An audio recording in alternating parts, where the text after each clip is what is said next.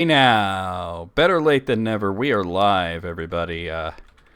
We're live. I got Matt and Sid with me here for the Council of Tolkien. Our adventure shall begin shortly. We had a bit of a technical snafu that stopped us from going on time.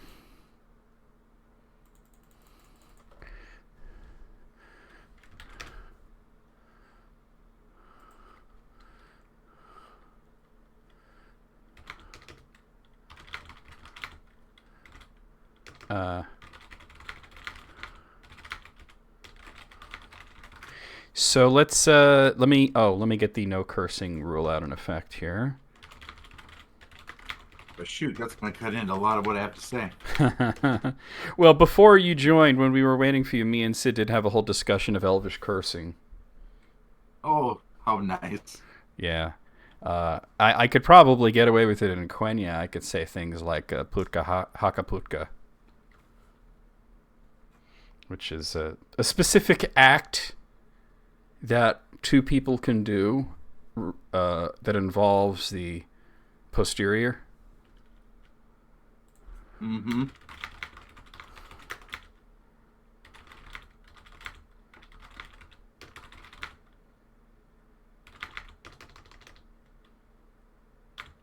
Hey, Moogle.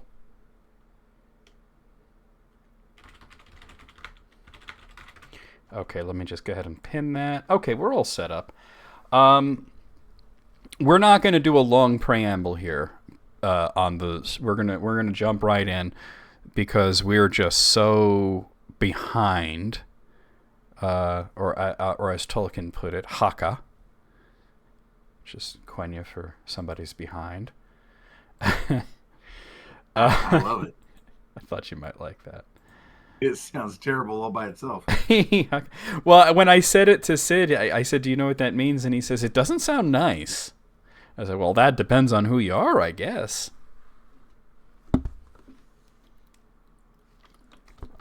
So, gentlemen, how are we feeling today? Very good, John. Doing good. Glad to be here. Are we switching to the Karis Galadon screen? The Rose Falls screen? The Roro screen will be up in a moment. I'm just tidying up some loose ends here. No Uh, problem. okay, yeah, there we are. Okay, yeah, let's just go ahead and start. Here we are at the Falls of Rauros, right near Parth Galen, where the breaking of the Fellowship happened. We passed under the Argonath, which are the two statues in the books. They were a statue of Isildur and his brother Anarion. They kind of left Anarion out of the movie. They wound up being Isildur and his father Elendil. Although Denethor did mention being of the house of Anarion, so there is that. Before we get started with our regular topics today, we had a fun little thing that we were going to do, and we talked about this last month. It was really just 2 weeks ago because that was so delayed. But we were going to read out the ring verse in various languages. Of course, in English, I will say it in English first, and then we'll pass it around, and then we'll come back to me. And 3 rings for the elven kings under the skies, 7 for the dwarf lords in their halls of stone, 9 for mortal men doomed to die, 1 for the dark lord on his dark throne in the land of Mordor where the shadows lie.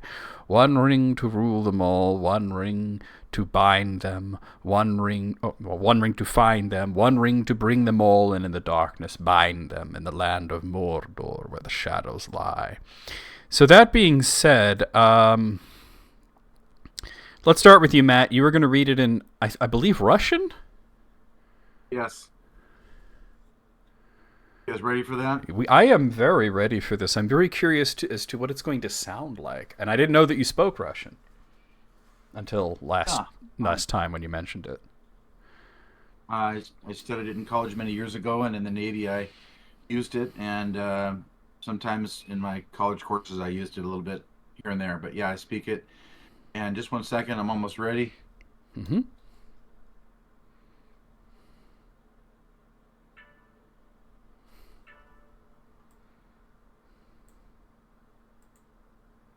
Okay. I'm only going to do the last part of it, the ring verse, Oh, which begins with one ring to rule them all. Okay, that's disappointing, but okay. I'll do the whole thing, but let I want to hear the whole Sid go thing. first. Oh, you want Sid to go Okay. first? Yeah, let Sid go first, and I'll get this set up. Okay, because all right, because you're not ready. Okay, Sid's gonna read it in French. Okay. Oh yeah, we. C'est la vie. Here we go. Oh, hold on.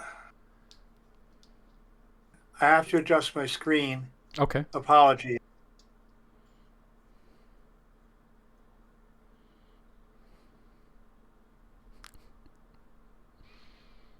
Should I start? Because neither of you guys are ready. I'm ready. Okay. Here we go. Okay. I chose French for two reasons. One, it's the only foreign language I can speak.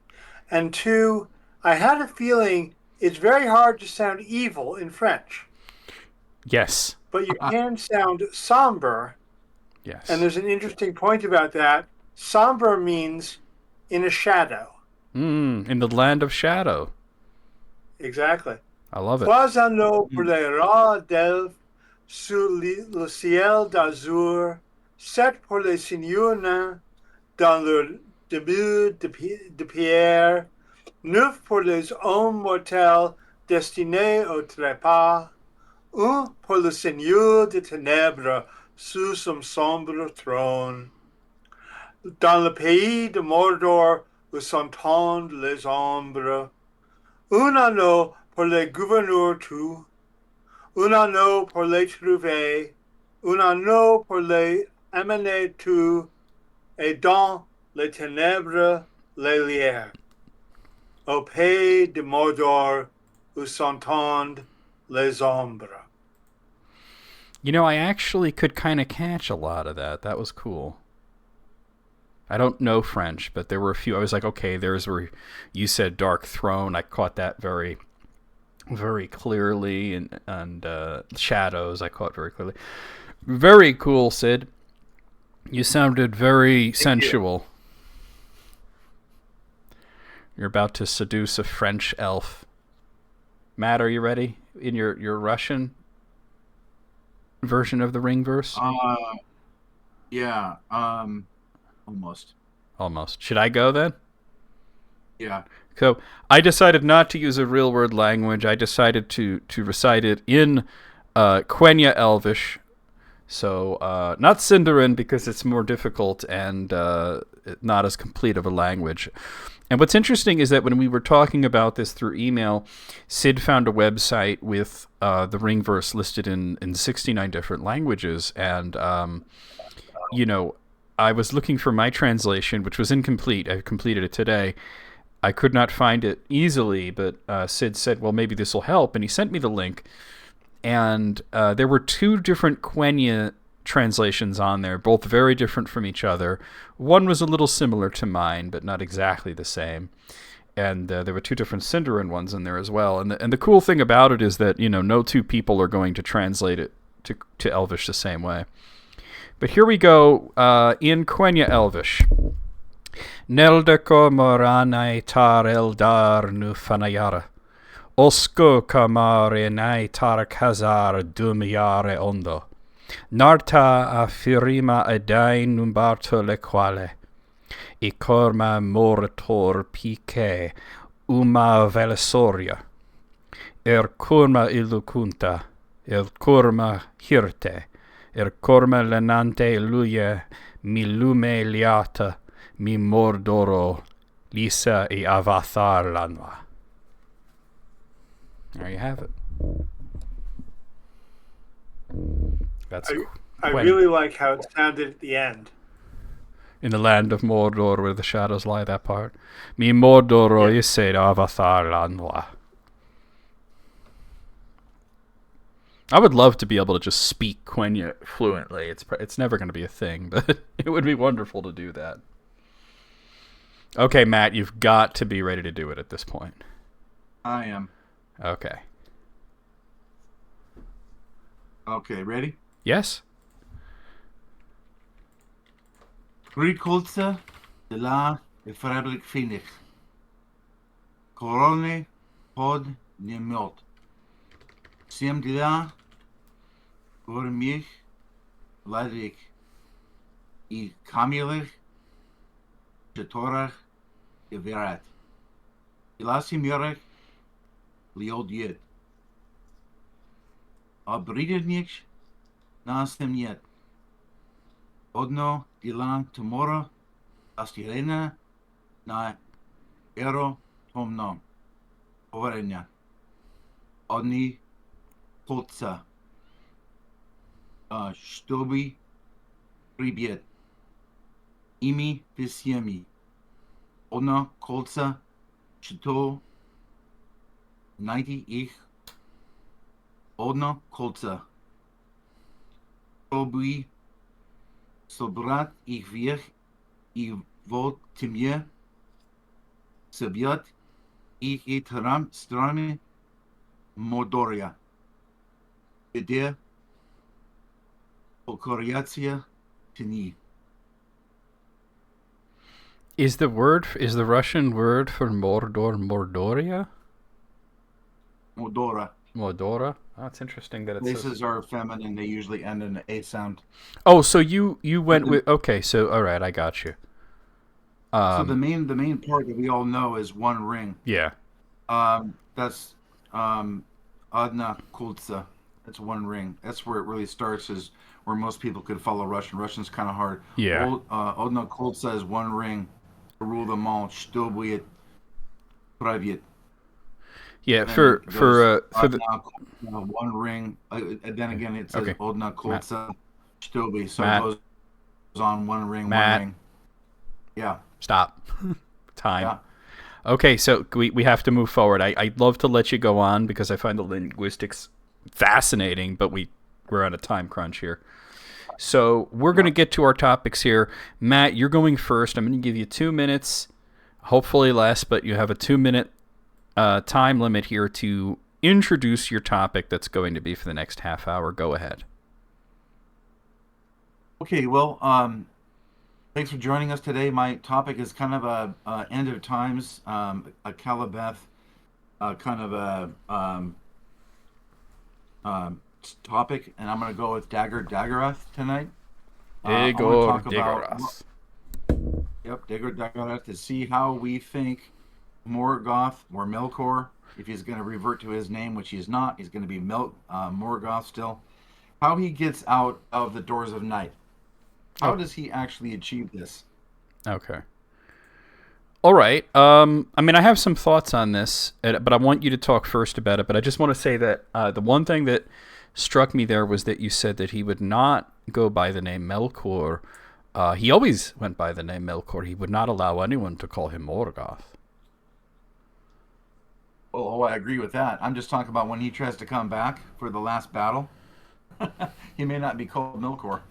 Well, Turin's certainly not going to call him that. Now, I mean, we could argue back and forth about the canonicity of Dagor Dagorath, but obviously, for the sake of the conversation we're going by, this is something that is going to happen at some point. So, what is your thought, Matt? How does he manage to get back to Arda? Well, as we all know, my thinking here for us tonight as a group is, we all know that he gets convicted, condemned, and put through the Doors of Night. And it says in the Silmarillion that he's going to be able to come back and somehow escape the Doors of Night. And I got a couple of theories about how maybe we should think about how we think that might happen. But it says that he's going to come back and he's going to lead the hosts of evil against the world again. It's going to be a completely destructive battle that ends with the destruction of everything we know as so-called Middle Earth. And in the end, Turinbar, the son of Hurin, is going to be the one that uses a sword to kill and destroy Morgoth personally. And I think that's an interesting way to look at the end times. Revelations, if you want to call this, in the middle at the end times scenario for Tolkien, or Ragnarok, perhaps. Ragnarok is a good one too. That's all that. And a couple of my thoughts for you, just to throw it out there, and then we'll start the discussion because I'm really interested in how you guys are going to come down on this. And that is, well, he's in the doors of night. He has no power to get out of it, and the only thing we think possibly might be in there with him to help him, might be the unincarnated spiritual form and power of Ungoliant, who may have returned to the void, which I think that's a likely scenario with her. And he might be in that void, or in that void, or inside of her if she really becomes the void again. If you think about it in the meta form of her being the void in general, that he's in the void, and somehow she has some kind of control or power to let him out. My question there for you at this point, I do have to say, why would Ungoliant wish to help him? It might be the same reason that she was tempted to help him the first time, which is, if you help me out, you can come back in too, and we can finally destroy everything there was. And for her, that might be tempting again, to try it out to see if she can really get rid of everything there is in Ea, because that's what really her main motivation is. That might be one way to do it, one motivation and one power that might be able to achieve that kind of thing. The other way might be some kind of outside help. As we know, Mandos, the Doomsman, has a role in things that happen in the end. So there are some interesting philosophical traditions that talk about how characters that are like Mandos have to do or help bring about the end times as prophecy. So he may be the only one that may be able to let him out to actually bring about Eru's full will in the end, for the prophecy to come true and for the world to then be remade. In other words, there is no way for Eru to destroy everything himself, but he might have to, or have planned for, a destructive agent to come in and cleanse things out in order for things to be remade. And since he's not really that kind of a destructo cleaner kind of guy like Serve Pro on crack, something that Mandos is compelled to do, maybe not under orders, but is compelled to do as the time now to turn the key and open it up. So those are my two theories.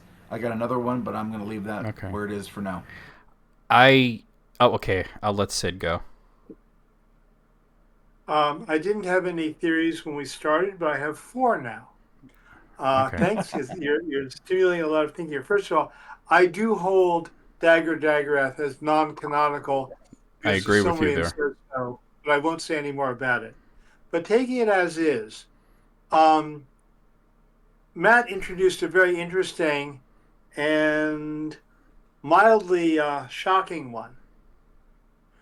We know that Morgoth was thrown out through the doors of night, which were then closed, and that placed him in the void outside what we know as Arda. And if Matt is right, and Ungoliant is not only in the void, but in some sense becomes the void, then once he's out there, he's inside Ungoliant. And when a man is inside a woman, the woman can give birth. So maybe the opening of the doors of night is Ungoliant giving birth to Morgoth to further her ends of having her newfound son destroy the world for her. Okay. That's a bizarre one, but it works. Okay. All right, I have to... hold on. We got to have I'll some come back and to that forth. later. Because I wanted to reply to what Matt said. First of all, I don't buy that Ungoliant is in the void or is the void.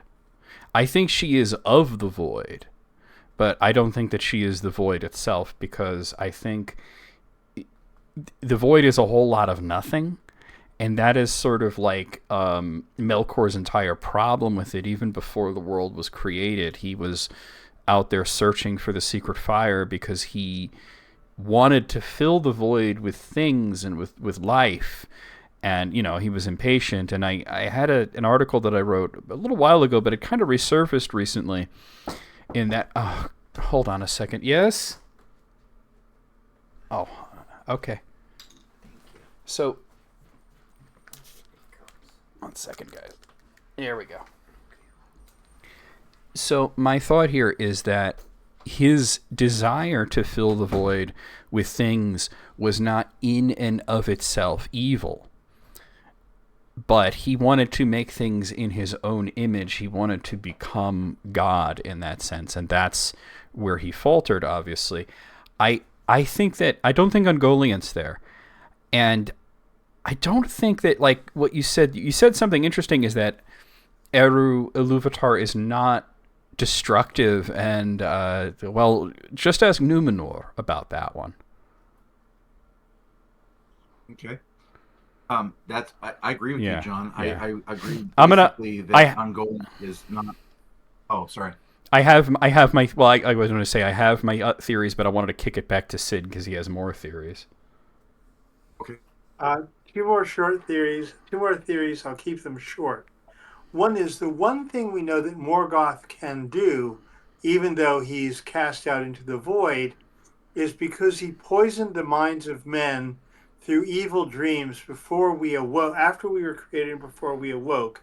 He still is an active and distressing presence in the mind of every human being, of every child of man. And if that's the case, might he at some point be able to corrupt men in such a way that they do some kind of secret terrorist mission and blow open the door and let him in? It's conceivable. I like that thought. I also just wanted to say that while you were talking, we got a subscriber alert for YouTube, and the username just tickled me because it's what we're talking about. The name The Abyss Within the Void is just subscribe to us on YouTube. It was Ungoliant. She probably subscribed herself. Well, I like that theory. I mean, my take on it was always that obviously I don't see it as canon. I mean, the thought that it would be Turin of all people that would slay Morgoth and then become one of the Valar himself.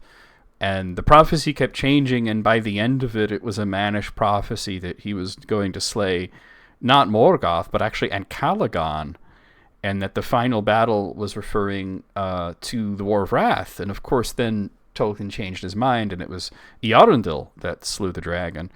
So, but like I said, just for the sake of it, because there are so many different versions of the Legendarium and so many different drafts that we could pull from and such, the way I saw it is that he is thrust beyond the doors of night into the void. And I got to think of the doors of night as being a particularly powerful barrier. And that we know that it's guarded by Eärendil some of the time, but he's not always there. And as a matter of fact, before he comes back and he fights Tolkis and Eanwa and Turin, he fights Eärendil in the sky, and Eärendil smites him down to the earth, and then there's the ground battle. I would always take it as he's always constantly trying to break that barrier, trying to get back, and it's just going to take him that long to finally breach it. That he's always just beyond the door, banging on it, and hitting it with an axe, and eventually it's going to be, here's Johnny, and then it's all over. To go back to something that you said, Matt, I don't think that any of the Valar, whether it's Namamandos or Manwë or anybody, is going to be like, okay, let's unleash Morgoth. They're the ones that thrust him out anyway. But I do think that I kind of like Sid's idea, is that perhaps to marry the two ideas, perhaps the evil prayers of men, the sort of cult mentality that would build up over time might actually weaken the doors of night. Because Morgoth's power, Melkor's taint, is in the earth itself, and that's why he couldn't be destroyed without destroying the world. And considering that the whole thing is a song, and it has a beginning and it has a middle and it has an end. And because he inserted himself into the song from the very beginning, it can only end with him. Otherwise, it would just go on forever, getting worse and worse and worse. So that's sort of my thought and how we could marry the three thoughts together. Sid? Let Matt go first. Okay, Matt? Okay, so I wanted to say that I like the attempt to try to marry ideas, because between the three of us, we probably can find a solution to this. Yeah. I do agree with you, John, that Ungoliant is of the void, not the void itself. I actually concede that is probably the more supported position. I wanted to make a distinction between Numenor and destroying all of Middle-earth. Numenor was cleansed. The island sank. Yes, millions of Numenorians died. I agree with all that, and I agree that Eru did that. But that's more of a wipeout cleansing of a certain group of people, as opposed to the destruction of all of Middle-earth. I think that's wholly different. Well, I mean, it's not. First of all, you're underselling both events. You know, the end of the world is not the destruction of Middle-earth; it's the destruction of Ea and Arda and the rebuilding of it into what it should have been. Okay, but also you're but you're underselling the Akalabeth, because, and this is something we do know happened, is that Iluvatar changed the nature of the world. He took it from being flat to being round. It changed the map completely. This was an incredibly destructive event because it created new lands. It destroyed a bunch of lands, not just Numenor, but places like Cuiviénen were gone after this because of the way that everything had to fold onto itself. So I think that was an incredibly destructive act. I agree with you. So let me clarify. I'm not trying to undersell it. I'm just saying that it was huge. It was a huge change. There was a lot of things that changed. There was many people who got killed. But what you said earlier was also true, which is the Dagor Dagorath is so massively complete in its destruction of Arda that it's so much more than what happened to the Numenorians and to the Earth at the time, that it itself isn't comparable. It is a total massive wipeout of everything there is, period. And then Ea and Arda is possibly then remade. So that's what I'm getting at. Yeah. Hold on. No, wait. You got to stop. You got to stop, because we got to let Sid talk. He's had his hand up for like the past 5 minutes. Oh, thank you. Hi, guys. I think I want to bring in two elements. One will be a bit of a surprise, which is C.S. Lewis. The other is very direct. I believe we can't look at either Numenor or Dagor Dagorath without looking to the specifically biblical origins of Tolkien's writing. Tolkien, in his letters and in the Silmarillion, makes it very clear that the story of the fall of Numenor is his retelling of the story of Noah, and that Elendil is a Noah figure, and that he personally had dreams of the flood, of the Noahide flood his whole life, that inspired the story of Numenor, and only after he'd written it did he suddenly realize that in one of the Elvish languages, Numenor was already named Atalantea. So if we look to the Bible, we look to, and it's also very important that all of the Lord of the Rings occurs before the birth of Abraham. It's in what is called Noahide times. I have to fact check here, because the original idea for Numenor was not in the Silmarillion. It was in a story called The Lost Road, in which he was consciously trying to rewrite the Atlantis myth. So it started as Atlantis and then became Noah later on. Yeah. Yes, but he didn't realize the connection until he had finished writing it. He's explicit about that. Well, he always says that. Yeah. Yeah. Moving on to the book of Revelation in the Bible is the tale, and this is even within Christianity, disputed by some as whether it ought to be in the Bible or not. But in any case, it is there. And it's very explicitly the time of the end time of the world as ordained by God the Creator, who in Tolkien's world is named Eru. And so the other possibility is that Eru says, it is time. Things got mucked up by Melkor Morgoth. Now it is time to end all that and then and destroy Morgoth forever and build a whole new world with a second song of the Ainur, with Morgoth not there, and with the awakened and heavenly elves and humanity in the song from the beginning. All that's explicit. If we take a look at what C.S. Lewis did with that in Narnia, Lewis did very much repeat the book of Revelation in the last book of the Narnia series, name of which is escaping me at the moment. One of you can tell us literally, in a it's just minute. called The Final Battle. That's right, the final battle. And he also introduced a giant whose name was Time, who first appeared in the silver chair. And at the end of the world, Time, a sleeping, buried giant, would awaken to bring about the end of the world, called on by Eru himself. And so to me, given the specific biblical origins and the notion that God created the world, and as John said, will cyclically bring an end to the world, the one solid possibility must be Eru, as he occasionally does, intervenes directly, and as he did in the flood, so he will do in the end. Yeah, and that's, I mean, we're getting very off topic here, but that is the point that I was trying to make, is that it's incorrect to say that Iluvatar is not a destructive being and that he would call upon somebody else to destroy for him. No, Manwë called on him to do the destruction during the Calabeth. And the reason why I say is that they're comparable and they're not comparable. Yes, the magnitudes are different, but Numenor doesn't get reborn. It's not cleansed, it's just gone.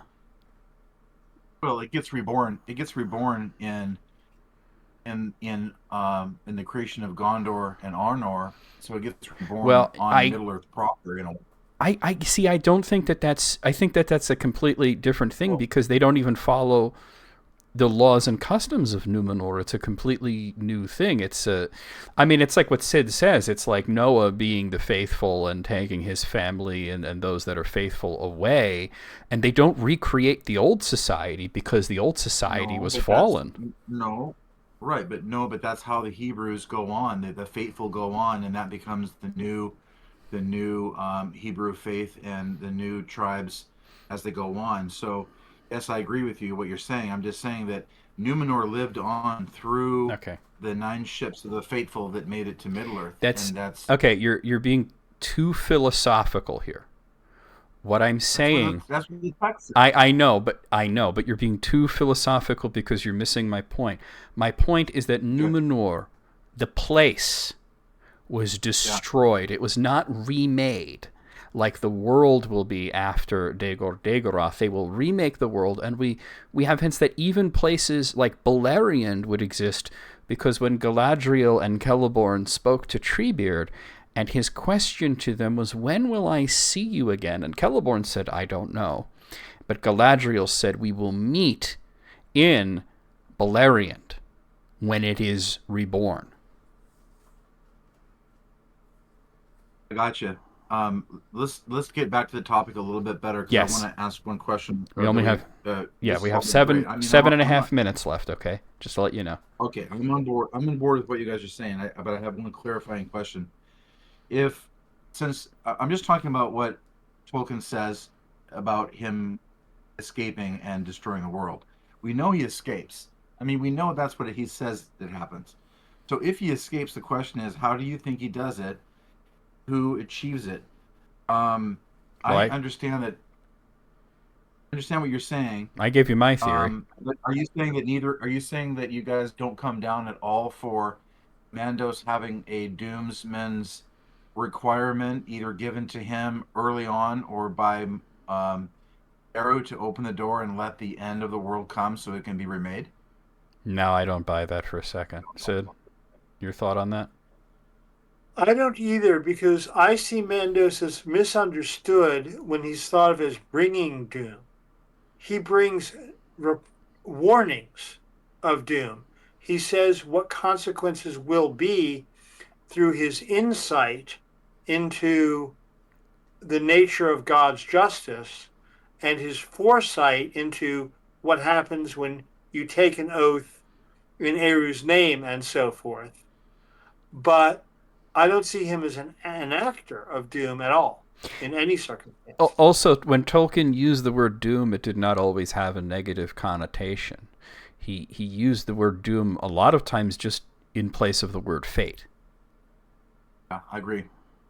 Okay, so I have one proposal for you as one other answer, which is my last put out to you guys for how what is could be. The metaphorical answer here could be the answer, which is Morgoth's taint, as John said earlier. I agree with this part of it. Morgoth's taint might be the so-called Morgoth that destroys finally. In other words, that the cursed beings, the cursed men of Middle-earth who have inherited Middle-earth are finally ones who were so tainted and so corrupted, so lost because of Morgoth, that he basically entered or enters into the world fully, corrupts everybody, and we destroy ourselves in the end. And cursed Turin is a representative of the reformed, cursed man who finally fights back and destroys evil and kills evil, Morgoth, and allows men or mankind to remake the world. So it's a metaphorical entry and destruction of the world from within that humans themselves have to defeat Satan, defeat Morgoth. And Turin is that metaphorical movement or mankind movement that actually kills it and is able to remake a new society in the end. What do you think about that answer? I love it. And I did want to say that, like, in Tolkien's choices of who specifically would fight Morgoth in the end, he chooses an elf, a Maya, a Vala, and a man. And, and a lot of people ask all the time, well, why Turin specifically? Why not Aragorn or Tur or anybody? Anybody but Turin. Why is it Turin, right? Why not Helm Hammerhand? Why does it have to be him? And I think you kind of just answered that question. Sid? I like the idea, only I wouldn't say that we will be remaking the world. We will be participating in the recreation of the world. Yes, absolutely. The other thing I would say is we do know one other important fact, which is that when Sauron corrupted Numenor and all the worship he created in the open mountain prayer place there, when he was having them worship. Some of them thought they were worshiping Sauron. Some knew they were worshiping Morgoth. And Tolkien said it didn't matter. Both of them were being deeply empowered by all those prayers. Mm-hmm. So if what Matt says about the end of humanity is true, and this is an idea that is in the book of Revelation as well, if humanity were to turn deeply and almost wholly evil, then Satan, and Morgoth is explicitly Tolkien's Satan figure, in his own words, becomes immensely and overwhelmingly powerful, and not only has dominion of the world, but could even destroy it. So that all does line up with the biblical angle that I was looking at. And earlier, well, thanks, gentlemen. Yeah, I think that was a great little session. Yeah. We're quite done. I have one last thing to say with the last 2.5 minutes here. Earlier, Matt, I said you were getting too philosophical in the sense of talking about a Calibeth. Now it's my turn to get maybe a little too philosophical. Morgoth is essentially the reason for everything. Like he's the reason that bad things happen to good people. He created the concept of evil. He is in himself the concept of evil. And I think this is why Tolkien eventually abandoned this thread of Dagor Dagorath, because I don't think that he personally could imagine a world remade without evil. I think that, like, when you live in a world like ours, trying to imagine, well, what is it like if everything's perfect all of the time? And then you start to question things, especially if you're coming at it from the Abrahamic faith. What is the point of heaven if it exists on earth? Does the world need to be fallen for it to be, what it is? And one of Sid's favorite quotes, I'm going to bring this up, is Melkor brought cold, bitter cold, created beautiful crystals that became snow. He created danger, and that led to courage. He created shadows and darkness, but the elves like the darkness. They like nighttime. So it's what I'm basically saying is that because evil is so necessary, even though we're supposed to fight against it, it has to be there. I think that's why he gave up this thread. 30 seconds. I see your hands up, Sid. I think the most important thing that comes about as a result of Morgoth's participation in creation is drama. If you look at the story of Fëanor, there would be nothing interesting happening worthy of writing a tale about without Morgoth and Fëanor's response to it. Why are there no novels of what's going on in Aman with the Valar and the elves living there? Because it's so boring. Because it's infinitely boring. Yeah. Middle-earth is way more interesting. Okay, and that's time there. Oh, we don't need to play the bells there. Really cool. Okay, so Sid, you're going second.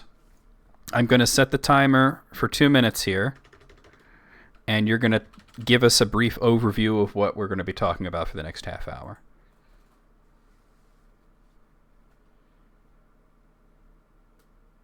I've already started. I'm here, and I want to introduce you to actually a fun, enjoyable question today about elf magic. Galadriel says she doesn't understand what mortals mean by magic, since we use the same word for what elves do and the devices of Morgoth and Sauron. And she also implies that when elves do magic, they don't know they're doing anything different from picking up a hammer and hammering a nail. It's just action to them. What else can we say about elf magic, and particularly about Galadriel and Arwen, if we read the text really closely? One piece of text tells us that it was Elrohir and Eladon who traveled all the way to Lothlorien and came back, which then ended up determining the date of departure of the Fellowship.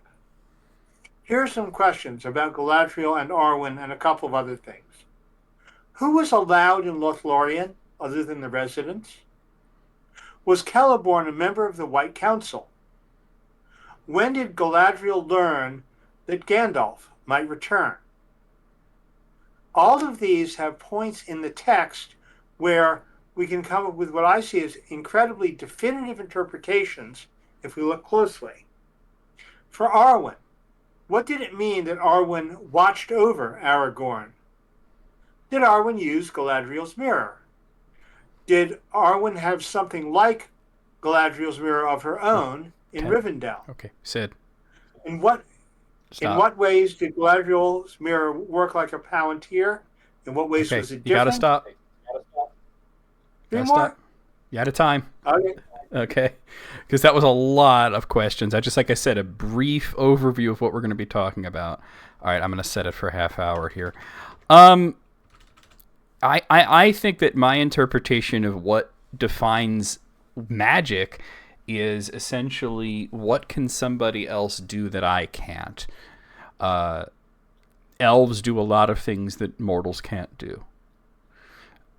They make ropes that can untie themselves. They make balls that could see far and wide. You know, they do these things that to them is just their nature. It's just how they are.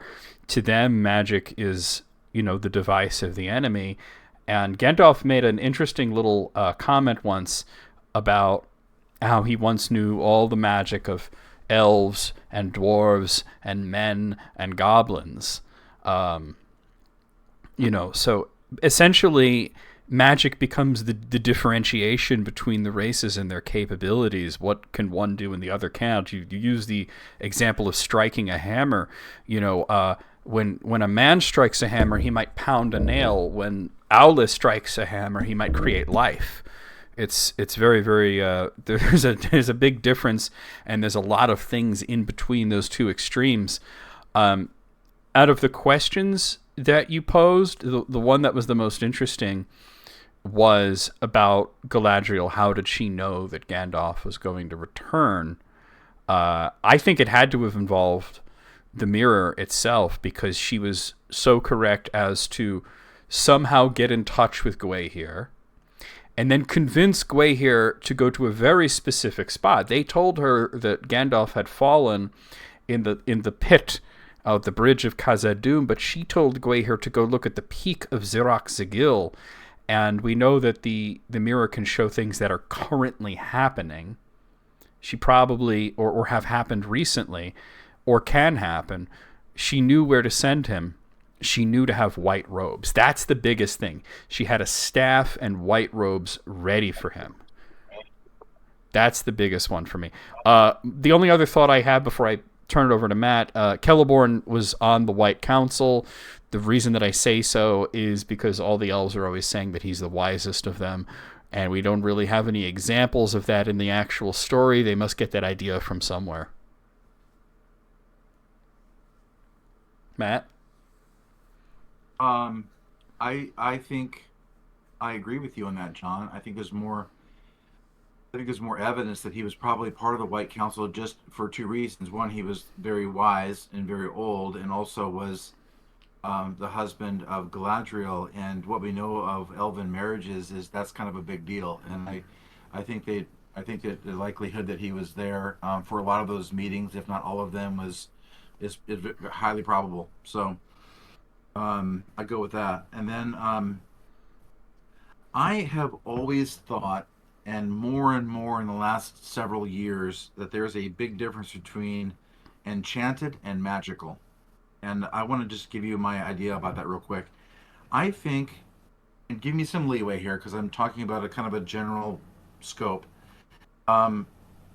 Enchanted is more covert and more defensive and more internal. In other words, you can do these things. You can walk quietly. You can untie ropes. You can speak, communicate through telepathy. Tolkien had a phrase for that. He called it everyday magic. Yeah, I'll go with that. But I'm really trying to make a little bit bigger, not bigger thing, but a bigger distinction about what everyday magic is. It's covert. It's defensive. It's internal. It allows you to untie ropes. It allows you to, do these things. And then when I think of magical, I'm thinking of more overt things, offensive things, external things, things that fireballs, making someone fall off a bridge, things that are overtly magical, like controlling someone's mind, erasing their memories, like Glaurung did to Nienor. Those things are not just enchanted; those are actual magical spells that are offensive, overt, and exterior, that have an effect outside of the person. And I think, going with what I have researched and listening to Sid, I think the elves are heavily enchanted. Maybe not all of them, but I think there's different degrees of enchantment, and I think Galadriel's loaded with it. I think Fëanor was loaded with it. I think a lot of people had kind of on a scale were loaded with a lot of enchantment, but I don't see a lot of magic, if you want to call it magic, or direct spellcraft, if you want to call that, for the main reason that that John was talking about earlier. These, I once knew 200 unlocking spells in the languages of men, dwarves, and orcs. I mean, if you know 200 unlocking spells, even if he's slightly exaggerating, your spell book in your mind is massive. Now, why would it be massive? Well, it'd be massive because he's a Maya. Now, Maya is not the same thing at all as an elf. And so I think that there's some kind of an Ainur distinction between what you're going to get loaded up with when you enter into Middle Earth, which is if you're of the firstborn, you've got enchantments going on to various degrees. But if you're a Maya, you've got some enchantments, but you have also some serious magical abilities, all the way up to including things that Glaurung and Morgoth and Luthien. Smaug oh my gosh, Luthien and Melian the Maya, my favorite. I mean, talk about magical and enchanted. She was loaded massively with both. And so, just to conclude, I'm just saying I think there's a huge difference between the two. And if you're a Maya, you're probably going to have the second amplification, which is the magical part. I think that, like, it's almost semantic in a sense that we to split hairs about, like, the definition of magic versus enchanted or whatever. I think, like I said, that Tolkien had a phrase for it. He called it everyday magic. It was the only type of magic that hobbits, for example, have, that they were quiet and stealthy and could just not be seen. They don't actually make themselves invisible, but they just have a way about themselves. I think, like, elf magic is just their tools that we don't understand. Sid? First of all, a question. I once read a passage from Tolkien in which he said there are two words for magic and gave a word for elf magic and a word for dark magic. John or Matt, do you know what those words were? I don't have that in front of me, but I can get it very quickly. Your choice very quickly, or your next one. Your recall is correct. Well, the dark magic is. Hold on. The dark magic is what they called Morgul. That I know. Morgul necromancy. But the elf magic. Give me a second. I'll tell you the word for it. Yeah, it was Morgul, but I was using the word dark, but it's the same thing. Cyrena in Quenya. Or in Sindarin, Ghoul. Or Ungul. Yeah. I'll take it is like. But wait, hold on. I'm not finished. Magic of light. Okay. The Ghoul is the root of Kurunir, which is Saruman's name, and it translates directly to skill. So Ghoul is magic. Kul, skill. They're very, very linguistically entwined with each other. And this also brings back a topic I've talked about before about Aule as skilled in physical objects. Creates a risky path because then you can say, I own this, which is the beginning of the path to fall. But I think there are a couple of things that I would like to mention. First of all, Matt was, for me, very much in target mentioning Melian. And the questions I didn't have time to ask are, what did Galadriel learn from Melian? What magic did Arwen learn from Galadriel? But I want to go a little further here because I think you guys missed a couple of things. One, when Frodo is looking in Galadriel's mirror, Galadriel says, I saw everything you saw. And one of the things that they both saw was Gandalf the White. And Frodo doesn't know, was that past, was that future, why was he white? I strongly suspect that after Frodo left, Galadriel went back to her mirror and said, Gandalf never was white before. What's going on? I'm supposed to know about this. And that's why she went to the mirror again and was guided to do what she did. Do we know that, John, you said that she directed Gwaihir to Xirac Ziggle. I didn't know that. Where is that from? I believe it's in the appendix. Okay, I missed that one. The other thing I would say is there's a very particular phrase, and I've written about this on Quora. Arwen watched over Aragorn. And I did a lot of research, and the phrase to watch over, I can find only one original citation. It is in the Hebrew Bible, what Christians call the Old Testament. It is used 3 times.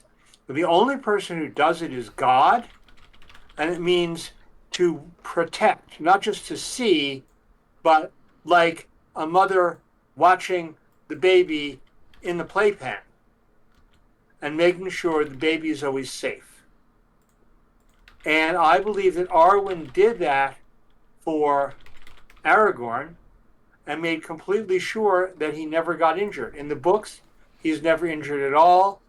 In the movies, he does fall off a cliff, but no one injures him. It's an accident that he gets hauled off the cliff by a running warg. So there's so the idea is basically held true. But if you reread the scene of Aragorn standing just before dawn at the parapet of Helm's Deep, talking to 10,000 orcs and men, most of them armed with bows and arrows and darts, and all the time he is speaking, they are not only struck dumb, nobody thinks to try to shoot him. That's a power beyond Aragorn's own amazing authorial influence. I am convinced that Arwen said, "Hey, everybody, he's going to speak now. Shut up, listen, and don't move." And they were expelled by Arwen. Okay, until he jumped off.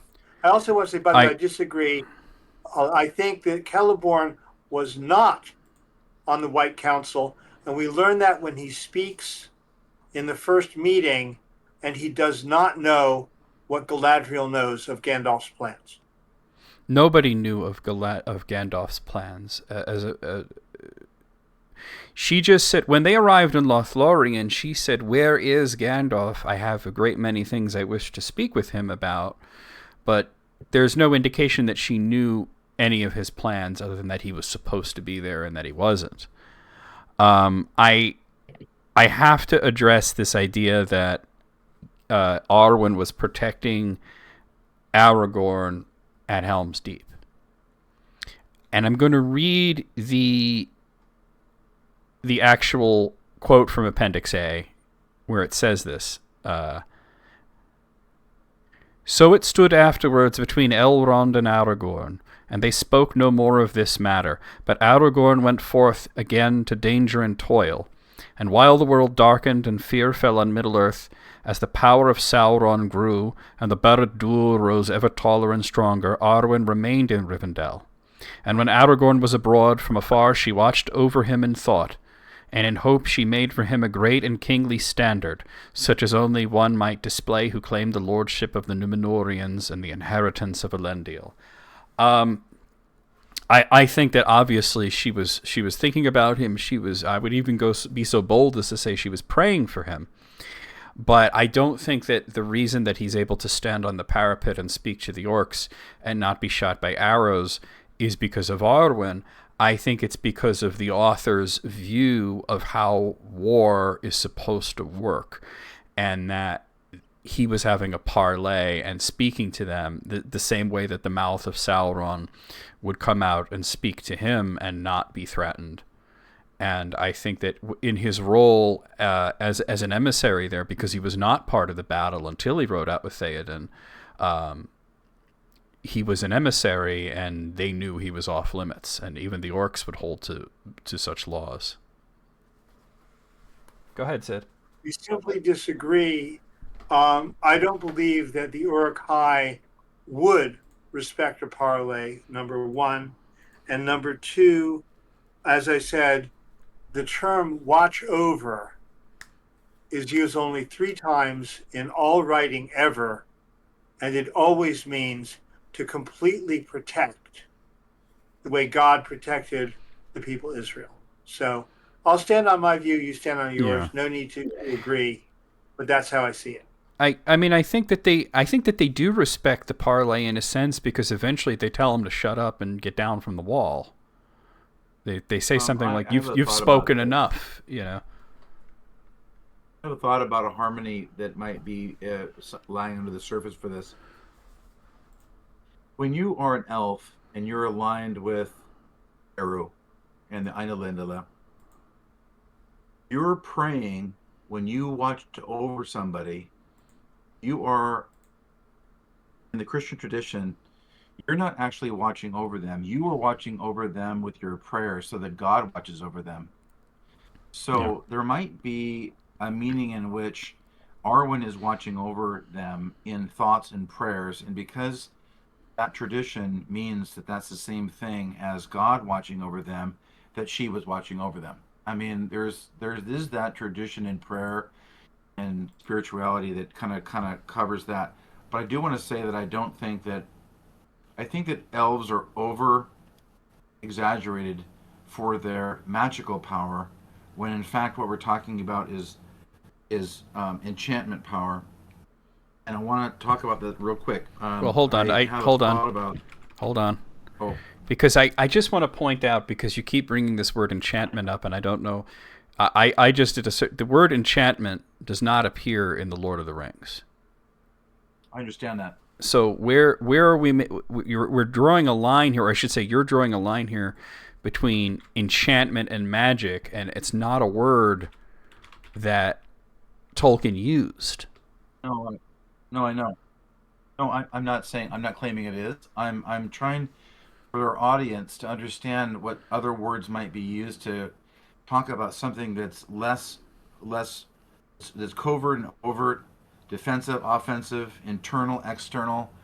That these kinds of enchantments are I mean, I think magic that for sure. you kind of hit on something earlier when you talked about, like, the things that can be done to. I think that you could use the word curse for certain things, and Tolkien certainly used the word curse when he spoke about Glaurung cursing Nianor, or Morgoth cursing Hurin's family.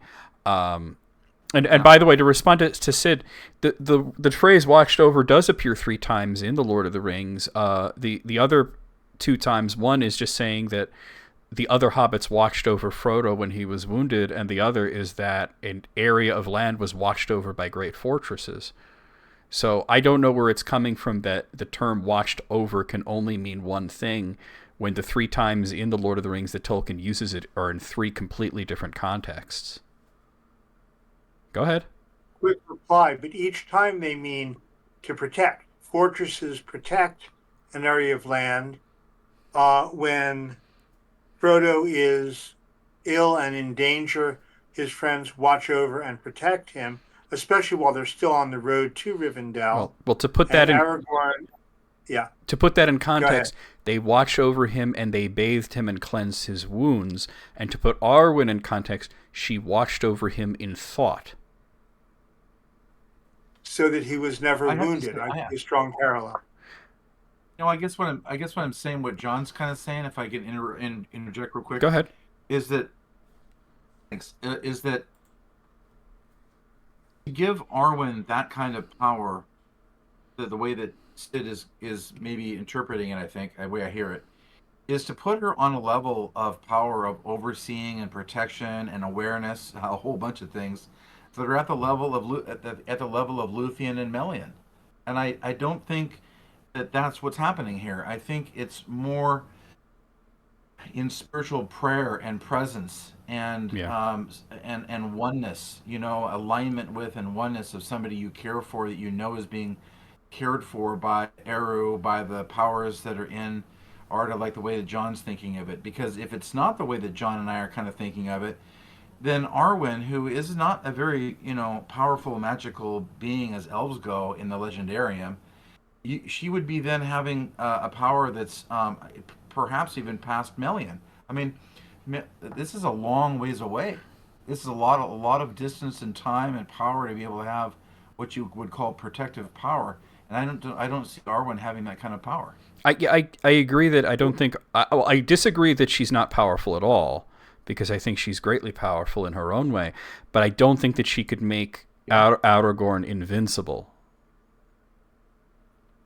That's what I I'm getting at. disagree for these reasons. One, Tolkien explicitly says that while Arwen was not the same soul as Luthien, it was as if Luthien was reborn. Yeah, she She is also uniquely carries powerful. Melian's bloodline. Please let me finish. She also carries Melian's bloodline. She also learned from Galadriel, who learned from Melian, and all three of them protected that which they love. It happens that Melian protected a country, and Galadriel protected a country, and Arwen, being a more or less teenage young elf falling in love, protected her beloved and her future country. It's my view, but I'm Yeah. sticking to it. I think if elves could protect somebody that they love from all harm, then I don't see it, because I don't think that anything bad would have ever happened to Elrond's wife then. I'm saying that this was a power that Arwen had and no one else. So you're saying that she's unique. I mean, I do think she's unique. I like I said, I do agree that she has great power in her own way. But like I said, I don't think that she could make Aragorn invincible. I don't think that that kind of power even exists in Middle Earth. I don't think even Sauron could do something like that. It's also possible that Sid might be kind of getting at a directed, limited, focused kind of protection through prayer, thought, but maybe it's a blessing of wisdom that is helping Aragorn make smart choices, because, as we all know, the most powerful thing on a battlefield is not your weapons, it's your It's brain, a strategy, and yeah. your heart. Um, And so maybe what Sid is getting at is a targeted wisdom, a targeted protection over his thoughts, his mind, his words, his presence, his strategies, his care, Yeah. and those kind of things that end up making him more invincible than not. I mean, maybe that's where Sid is going, if I'm listening to that. You're hitting on a thought that I had, that there's something very Arthurian about this thought of this kind of protection. It's sort of like the hilt of Excalibur. There's a point in The Matter of Britain where Merlin asks Arthur whether he'd rather have the sword or the, not the hilt, what do you call it, the scabbard. And he says, well, of course I'd rather have the sword than the scabbard. And Merlin says, well, they each have their unique sort of properties. The sword cannot be beaten, but if you have the scabbard, then you will never bleed in battle. You will never be wounded. And Arthur sort of says, well, if that's the case, I'd rather have them both, which is, a typical answer. What you might ask, because he did ask, what use is a scabbard without a sword? And the scabbard is a protective item. It protects the sword, and in this case, it protected Arthur. And I do see some parallels here. I do want to step away from the Arwen discussion to come back to the elf magic discussion, and the thought that magic is in itself what you can't be done. Essentially, anything that we can't explain is magic. The device of the enemy, what the elves do, the dwarven crafts, they're all magic to the human, or more accurately, I should say, the Hobbit perspective, because the story is being told by hobbits. Because when Galadriel said that, you use the same word.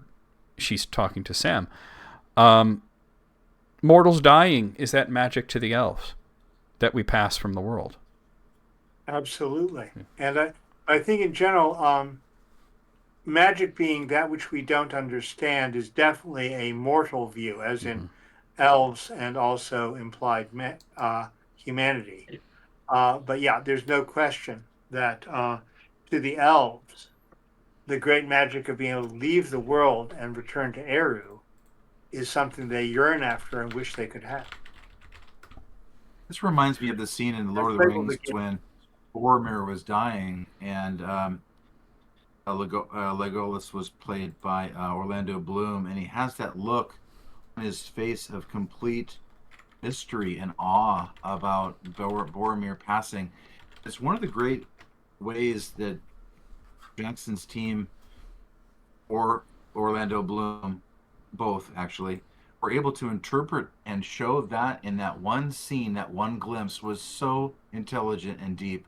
And I really, it just struck me when you were talking about it, and I had to add it. Go ahead, Sid. I mean, well, I was just giving a thumbs up. Oh, So, I saw it was out of the it was out of the corner of my eye. I want to suggest a future topic. John, I'll be calling you for some of the linguistic background. I think there's more than one pairing. There's hidden versus overt. There's good versus evil.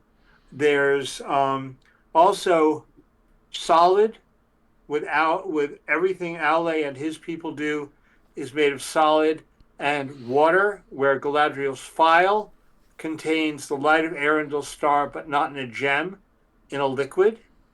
Her ability to see far is contained in a bowl of water, not in a gemstone. I think there's a lot going on with different options and parallels. And just for a humorous one that you mentioned, John, a sword and a sheath. John, do you happen to know the Latin word for sheath? I do not. It's a word that in English we can't say on YouTube, referring to a piece of female anatomy into which you can slide a piece of male anatomy. I was wondering if it might. Yeah, I was wondering if it might be related to that. Okay. Yeah. I know what you're saying. I just in this context, the Freudian material is very distinctively, consciously present in the Arthurian legends. The liquid thing is interesting because liquid and water being the vessel of foresight, to me, that connects it to Ulmo, who I maintain has the greatest foresight of any of the beings in Middle-earth. So I definitely like that thread, because Ulmo... Can I add something to this? Ulmo knew a lot of things. Go ahead, Matt. Oh, I've been writing notes here on something I think is really going to be cool, actually. So we've talked a little bit, and Sid, forgive me because I'm gonna be relatively generalistic here, but we've talked about in the past about this idea of this dark power, light power, yin yang kind of side to things in general speaking, and it seems to me that this term skill, ghoul, really gets to this idea of what? Kuru. Right, skill, and ghoul meaning dark. No. Kul is magic. Kuru is skill. They're similar. Dark is more. More, right. Okay, I was trying to remember. I'm trying to remember all that. But I was getting lost in this idea that yang, active side of Tao, is the physical, overt manipulation that relates to skill. Mm-hmm. This idea of controlling, manipulating, shaping, yes. And the yin side, which is covert and passive, as yang is active, yin is passive. Passive side of yin is the covert, passive, harmony, non-physical, manipulative, subtlety. Yeah, well, not quite manipulative. Well, I'm saying that's another aspect of it. It's not the whole of it, but it's an aspect of it. We have less than a minute. Yeah. That there's a harmony in subtlety, and it's non-physical.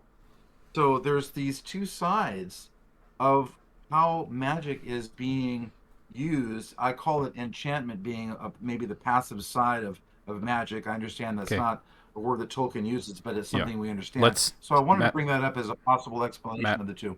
With 30 seconds left, I got to give it over to Sid. One very important corrective as a Taoist. Yin is not passive. Yin is receptive. Yeah, that's a better way of looking at it.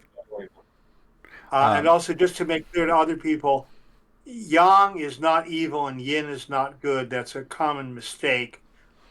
Good and evil don't enter into the core essence of Taoism. Okay, and that right as you finish that sentence, we're out of time on this topic. But Matt wrote a whole thing about the importance of Tao in in Tolkien's writings, and I helped him with that. I edited that article as well.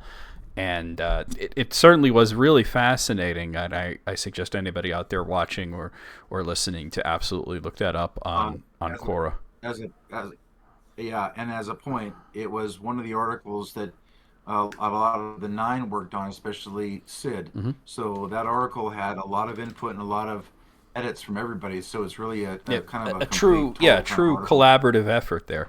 Okay, so going over, I'm going to give myself the. Oh, sorry, Sid. Go ahead. Put it into the comments, please. Yes. Of the video. Okay, so giving myself the 2 minutes here, although I don't really need 2 minutes for this, but I wanted to talk about it. This came through on a question, and it really got my brain rolling and thinking about, one of the things that we know happened, but we don't know the details of exactly the hows, the rings of power. They were made by the elves. They were made for the elves. And of course, the whole idea was that Sauron would control the elves using his ruling ring, the One Ring, and that did not work because once he inscribed the One Ring and he spoke aloud his inscription, they all heard him. They took off the rings. They were wise to it. He did get great success with mortal men because he chose mortal men that were already wicked and vile. They were bullies, they were tyrants, and a lot of them were already his underlings. But between the two, there were the dwarves. And this is what I want to talk about, the dwarves. The dwarves got 7 rings, and somebody once asked me not too long ago about this, is that after the sack of Rhegion, the word was out about Sauron and his connection to the rings. How is it that he got the dwarfs to use their rings, to accept the rings and to use the rings when in fact they would have possibly known who he was? So I didn't use up the full 2 minutes there, but I'm done there. Let me go ahead and reset this for a half hour. Sid got very excited there, but I want to start here. I will pass it over to you momentarily, Sid. So when I answered this on Quora, my thought was the dwarves don't really care as much about these sorts of things. We know that he didn't get a great control over them because they're so different. They weren't created. They're not children of Iluvatar. They're sort of adopted by Iluvatar, but they're made differently. They're not really human the way that men are, the way that elves are, because elves are human. They're just immortal.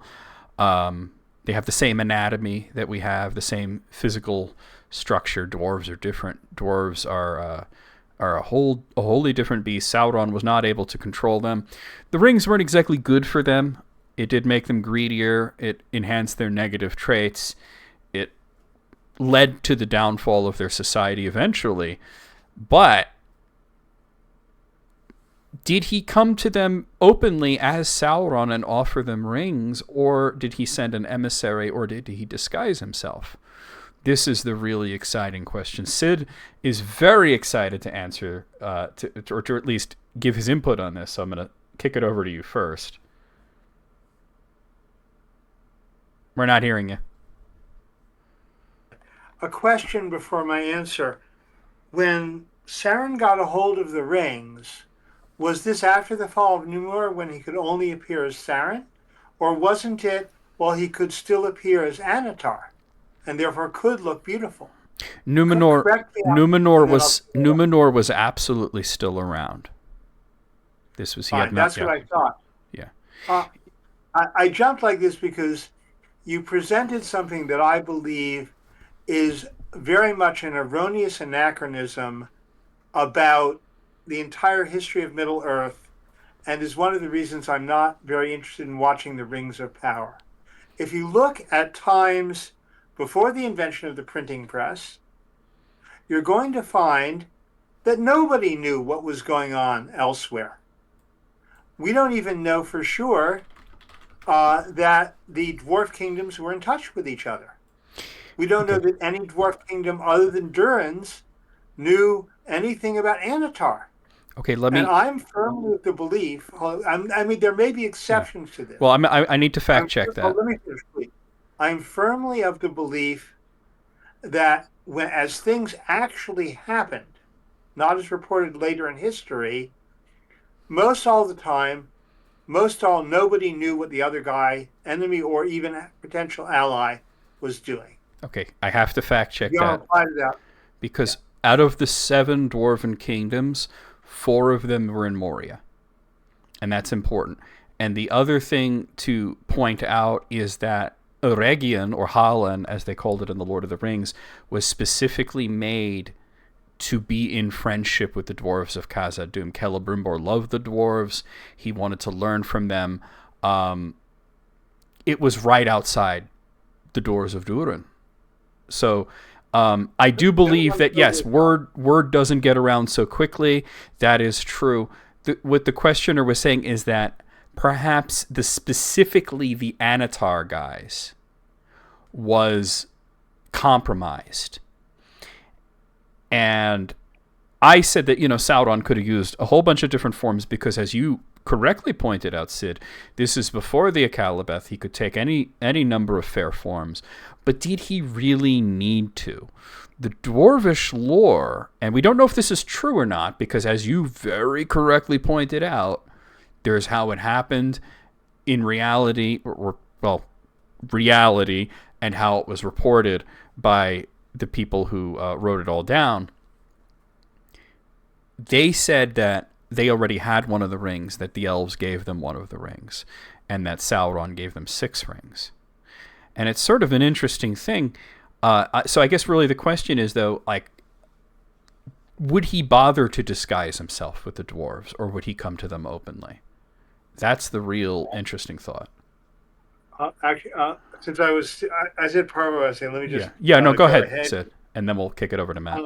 On that, it is my belief that, if I understand correctly, the 3 rings that remained with the elves were able to do that in part because they were made after Sauron left them, and he never touched them. Whereas the 16 he had touched, when he had the 1 ring, he was able to find and take them all. He had 16. He divvied them up. That's almost correct. Why 7 for the dwarves? Because there were only 7 dwarf lords in the world. And I don't think people realize just what Sauron accomplished. It wasn't what he wanted. He wanted to enslave them and turn them into warriors for him. Total failure there.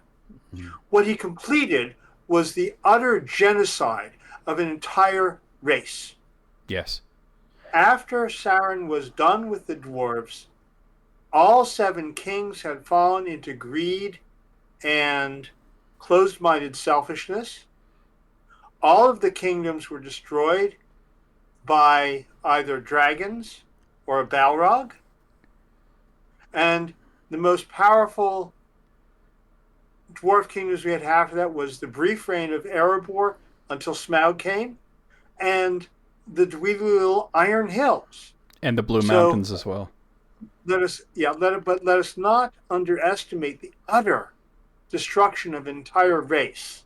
You're correct on that. Sauron accomplished. I do have to point out that Sauron did know about the 3 rings. Once he put on the 1 ring, he became aware of all of them. It's just that they were not in Eregion, and Celebrimbor would not give up the location of the 3. He was tortured to death. One of them was already in Lothlorien, and the other 2 were in Lindon. But like I said, we keep getting away from the question, and I do want to kick it over to Matt. But Sid, what I want to get your thought on here is, did Sauron come to the dwarves as himself, or did he disguise himself? This is the thing that Tolkien did not he wasn't specific about, and that we could maybe come up with something on. I'll answer that briefly. I firmly believe that he appeared as Anatar, and that Anatar had the same power as Saruman on steroids, the power of his voice. Okay. He used it in Numenor. I think he used it with each of the dwarf kings, and I think it was an easy sell. Matt, your thoughts on this? I love this question, John. I have to tell you, it's a fun one, right? I feel like it's one of those. It is a fun one Yeah. because, dang, I have come down on the side of two things here. The dwarves were given the rings not to control them. They were given the rings to destroy them internally, like Numenor with the rings. And the dwarves eventually closed their doors for greed. And that's exactly what Sauron wanted. I think he wanted them out of the picture. He wanted them underground, destroying themselves and digging forever and ever and ever, and just wanted them out of the picture. Now, the reason I think that is because let's say that I give let's say I give you 20 coins, John and Sid, and all of the coins are really cool. Blah blah blah. They're ain't they're old. They're cool. They're silver. Blah blah blah. And one of them is a coin that's minted that looks like it's from Aragion. And you're like, oh my god, Matt has just given us one of these great coins, and it's the coolest thing ever, and it's the most valuable, coolest, awesome thing. I don't care about the rest of this actually, but I want that one because that's cool. Now, I've always kind of thought that Sauron as Anatar isn't necessary. He could have had any one of his servants, trusted servants, to deliver these to the dwarves as just a tray of rings as a gift. Mm-hmm. And the ones that had the magical controlling power to them could have been obviously very beautiful. And guess what? Those rings are going to find their way to the king. It's almost like a Trojan horse, Yeah. but it's a Trojan plate of rings.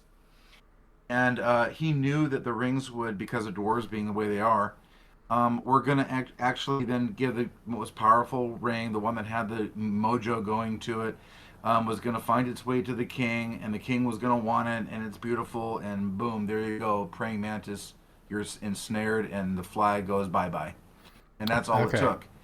I kind of lean towards that because don't dwarves are so distrusting. Even if Sauron appeared as a dwarf, I don't know that would necessarily be, that might be a way to do it, So what you're but I saying think is, I got to cut in here. What you're saying is that it, since they're so difficult to deceive, he would have been more open about it in a sort of audacious way. Like, here's a bunch of rings. he would have put it in a basket of rings with Yeah. a common, or brought it with a servant or something that they normally do trade with, Mm-hmm. like something that just didn't appear to be anything, like in a bucket of coins and rings and everything, and that was the Trojan horse. And that one ring was going to end up finding its way to the king because it had Sauron's Because it was power the best involved in it, one. and Yeah. that's all it took.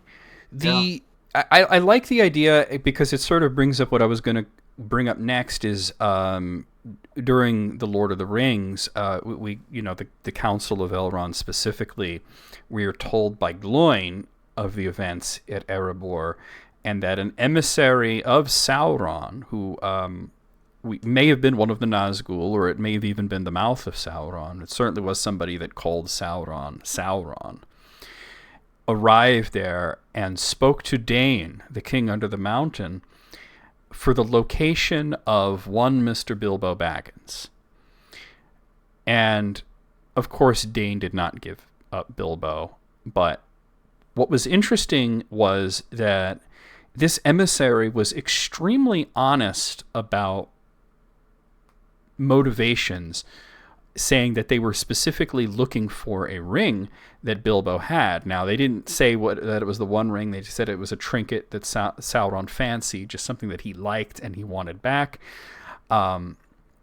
Offered Dain 3 of the rings of power, the 3 rings of power that he had gotten back from the dwarves. One of them would have been Thror's ring that was taken from him in Dol Guldur. He did not get all 7 back because 4 of them were destroyed by dragons. But just the audacity of somebody coming to the king under the mountain and saying, hey, I represent Sauron, the guy from Mordor, and I got these 3 rings of power here, and I'm going to give them to you if you give up your guy. And of course, Dain sort of stonewalled them and said, hey, I need time to think about it, and he sent Gloin and his son off to Rivendell. to warn Bilbo and also to get advice from Elrond about the whole thing. And this is why I personally think that Sauron would have sent a messenger like that and just said, these are a gift from the Dark Lord. We know from the past here that they had been amenable to taking things from Morgoth in the past. So right. I think that they had this arrogance about them, that they were not going to be controlled. They were not going to be deceived. They were above all that. And they were their own thing. They weren't interested in the wars of elves and men so much. They became interested in the Third Age. Sid, you had a thought. I saw you raising your hand. We're not hearing you. 3 incredibly quick things. One, I like everything I'm hearing, and Matt, I really like your idea. The ring, each of the rings themselves had their own power to reach each king of the dwarves, just as the One Ring had the power to reach the more evil Smeagol, who then killed Deagol and doomed himself. Makes sense to me. Matt, there's a second thing you said, which I think is directly countered by something somewhere in the Lord of the Rings itself, in which it says Sauron intended to enslave the dwarves and failed. That is I'll correct. have to look for it. Yeah. That is correct. Do you know where that is, John? That it's something that Elrond said in the Council of Elrond when he was giving the whole history. So. Okay, hold on. You're correct. But how I mean the enslavement is that they were enslaved by the rings, the amplification of their greed, enslaved themselves, almost entombed themselves to remove them from any help they might give to the outside world. That is the enslavement. I don't agree, and I think Sid is correct, and the reason is because he failed with the elves and he failed with the dwarves. They destroyed themselves. There's no doubt about that, and the rings were a big part of that because it made them worse. But what he really wanted was the Nazgul. He wanted beings that were incredibly powerful, that were so subservient to him that they didn't have a will of their own. And explicitly kings. Yes, kings of the dwarves and kings of men. He wanted to recreate 16 more Numenors. Yes, absolutely. And he failed. He found success with men because I think what he learned is the elves they couldn't be deceived. The dwarves were too strong, in Tolkien's own word, too different in my words, that he couldn't get his hooks in them quite enough. But with what he learned with men is, don't give it to the greatest, give it to the worst, give it to the vilest and the most base. I am, yes, I agree with you, John. And in no way am I saying that I'm right or that you're wrong. I'm simply saying I'm getting at something different. I'm saying that yes, he failed in his mind as Tolkien wrote it. He did not dominate them the way he intended. Therefore, that's a failure. Because that's the only way Sauron thinks of anything, which is domination. I know what you're getting. It's like the way that Frodo, quote unquote, failed, right? He still succeeded. Yeah. He ended up succeeding in a way he didn't suspect, although Tolkien wrote this as a failure, which is true, because it wasn't option A for Sauron. But option B wasn't so bad either. Well, they basically isolated themselves and killed themselves from within, is my point. No, I think that earlier when you went over this, you made it sound like it was like that was Sauron's intention, was to have them become greedier. No, you're right. I kind of misspoke. I think it was. No, what you're saying now is. If all else, well, I'm clarifying because you guys are onto my misspeaking. What I'm saying is that he was okay with Plan B. Yeah, it worked. It worked out really well for him. I mean, it worked out really well. I mean, even look. I mean, with the elves, it didn't work out with the elves, but he still destroyed Eregion, and even though he couldn't get the 3, while he held the 1, the elves would not use those rings. They wouldn't wear them. Galadriel had one, Círdan had one, and Gil-galad had one, and of course Gil-galad gave his to Elrond before they left for the Last Alliance, but it wasn't not only until after the ring was cut from Sauron's finger, but until it was believed lost forever that they started using those rings.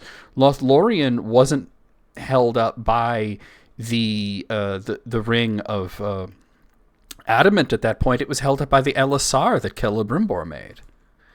So, it's just interesting that, I think that, like, I agree with you, Matt, that Sauron with the dwarves would have been more bold and more overt. I think the dwarves are sort of a wild card, historically speaking. Sometimes they would even fight with the Dark Lords. Not very often, but sometimes they would. They're more amenable. They could be mercenaries at times. They're more amenable to taking things that elves wouldn't touch. Go ahead, Sid. Sid, can I interject one? Sid, can I interject one thing real quick? Real quick. John, going back to your point about whether it's Nazgul or the mouth of Sauron, I don't think it was Sauron for the main point that you just mentioned. A couple points you mentioned, which is the Nazgul in front of a dwarf would not come off well. Like the exact opposite of what you would want to put in front of a dwarf. I think the dwarves were used to dealing with men. They had dealt with them in the past. They had alliances and trade with men. And I think whoever this was a man. And if we have to choose between only the Nazgul and the mouth of Sauron, I'm going with the mouth of Sauron. It's interesting because they did definitely go to Isengard. We knew that was the Nazgul, but he was so vague about Erebor, and I tend to agree with that. It was probably either the mouth of Sauron or a similar human emissary. Go ahead, Sid. Okay, two things. One is I disagree with both of you on who went to Erebor because, one, as it was written, the description of the figure described by Gloin sounds almost identical to the descriptions of the Nazgul in the way they were traveling. And two, there's no evidence that Tolkien even conceived of the mouth of Sauron before he was writing the Return of the King. So I hold that it is a Nazgul, but my argument is literary. Yeah. Not in canon. I definitely agree with the literary term, but that's why I also said it could have been an emissary, a human emissary like the mouth of Sauron, because he certainly had, what is right there? The Easterling. It could have been an Easterling. And also from a literary standpoint, there was a point where the Black Riders were not Nazgul at all. It was Gandalf.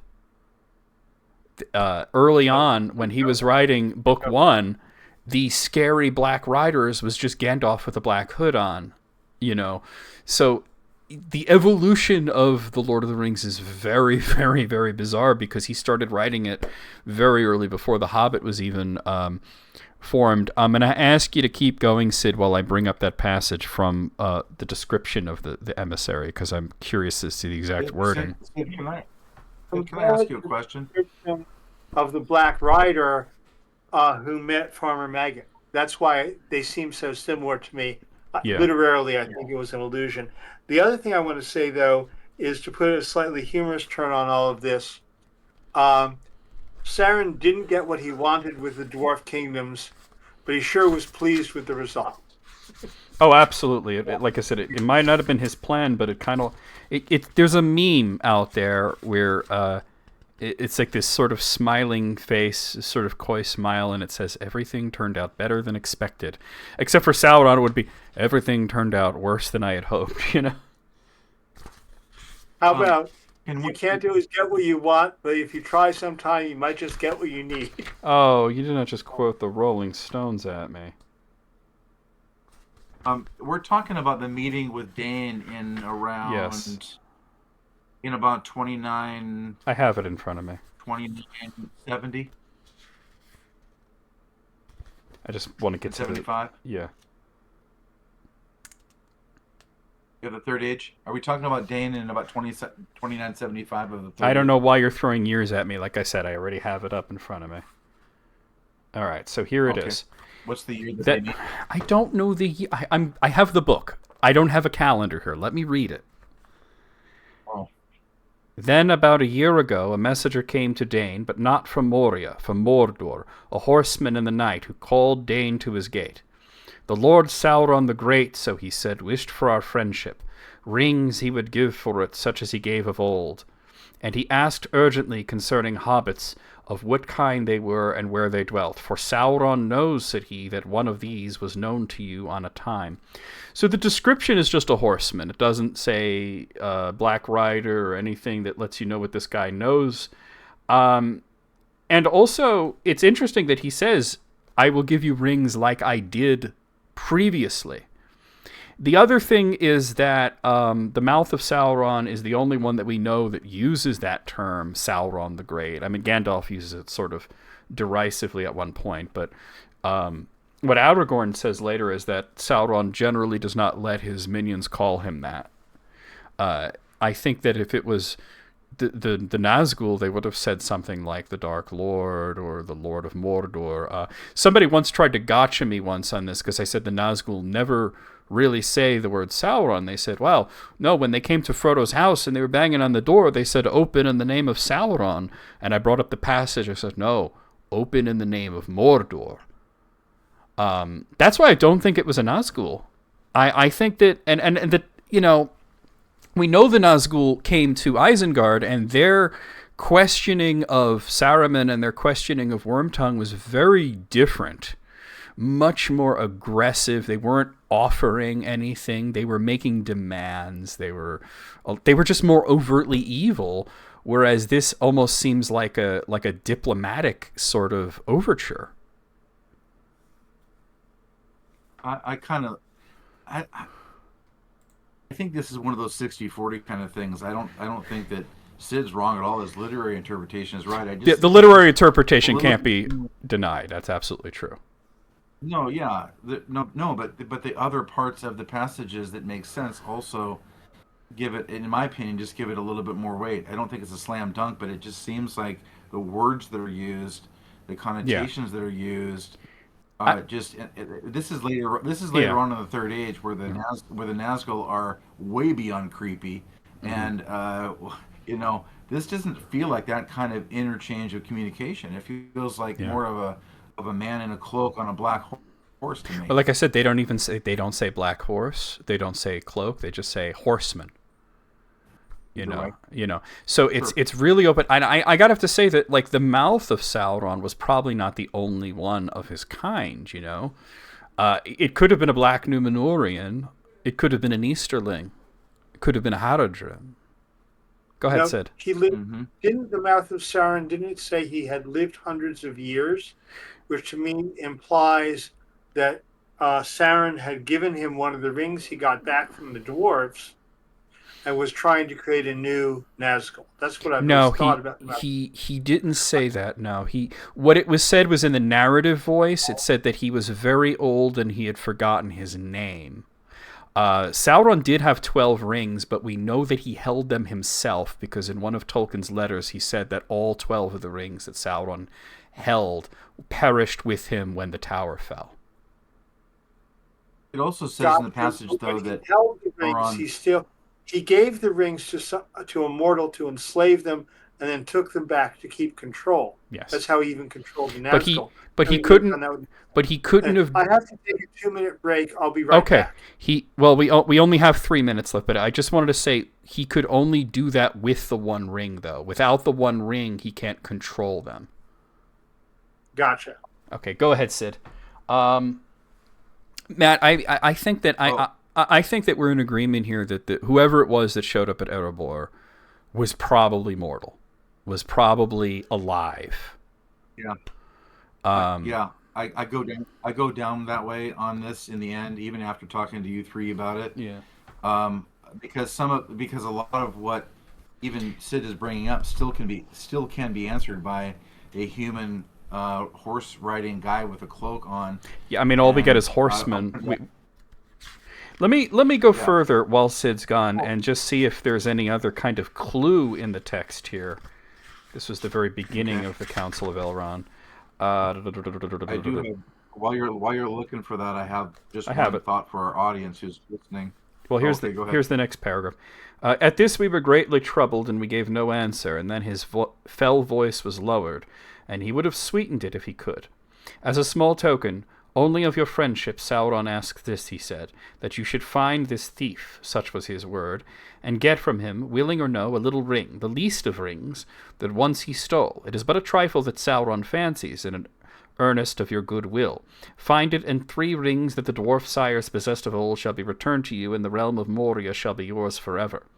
Find only news of this thief, whether he still lives and where, and you shall have great reward and lasting friendship from the Lord. Refuse, and things will not seem so well. Do you refuse? At that his breath came like the hiss of snakes, and all who stood by shuddered, but Dane said, I say neither yea nor nay. I must consider this message and what it means under its fair cloak. So he uses the word cloak, but as a metaphor there. So yeah, just scanning forward, they refer to him as a messenger. There's not really a physical description. Go ahead. Yeah, It was I agree the with that. hissing, I thought. The hissing. Well, the hissing. Well, the dwarves hissed like they wanted to know what Dane was going to say. It was that the dwarves.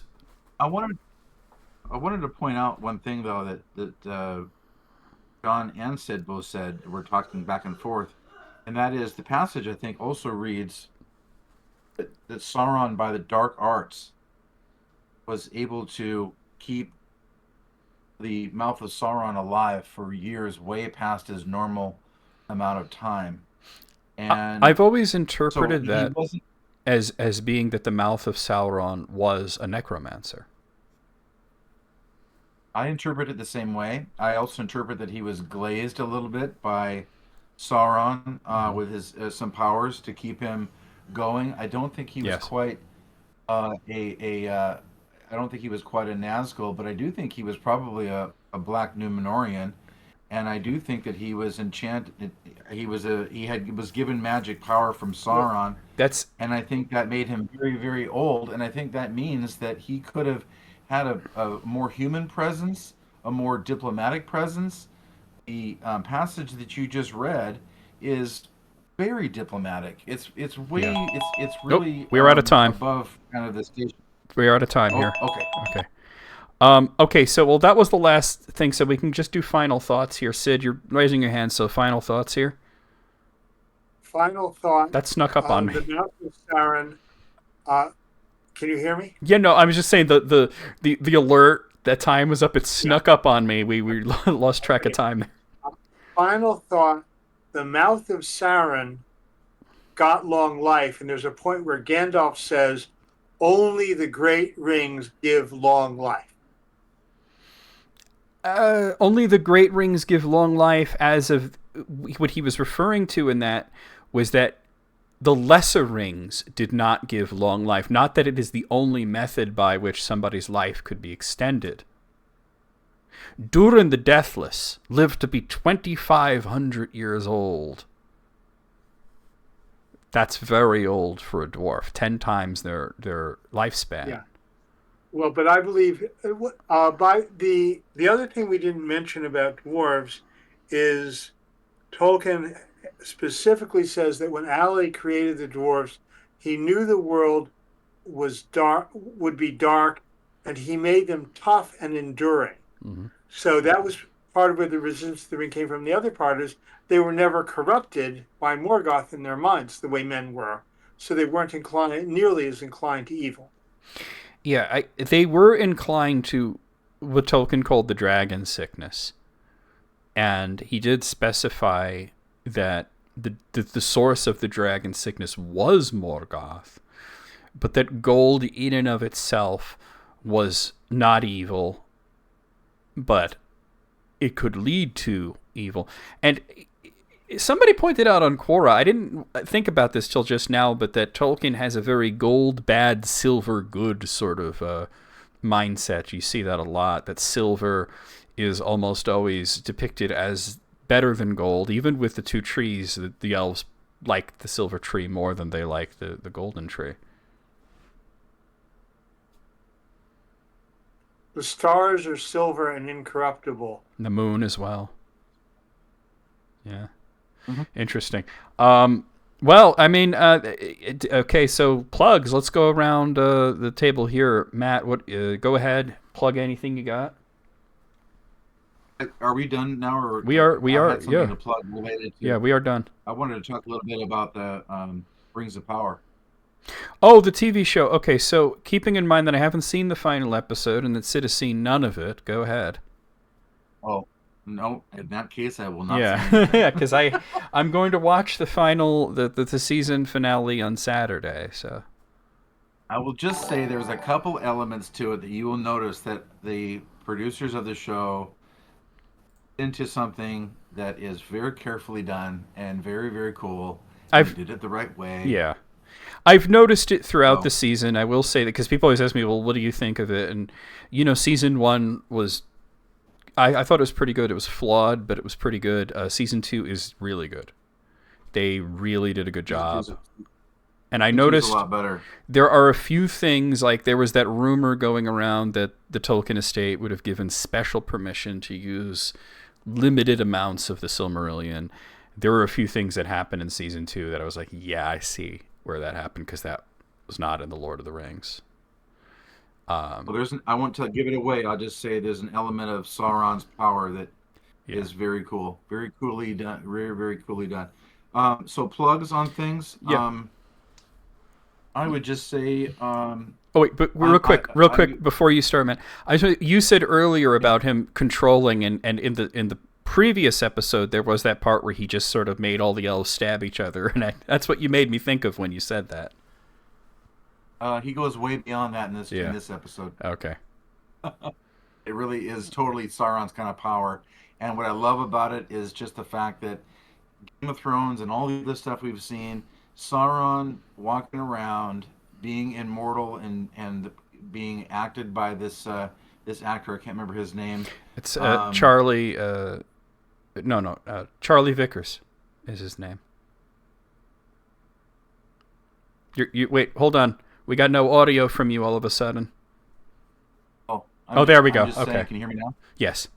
I'm saying that Charlie Vickers and the way they're writing Sauron right now and what they're showing that he can do is really getting at the nut of the issue, and he is Maya, and he is powerful, and it's just really cool to watch him, what they're doing right now with it.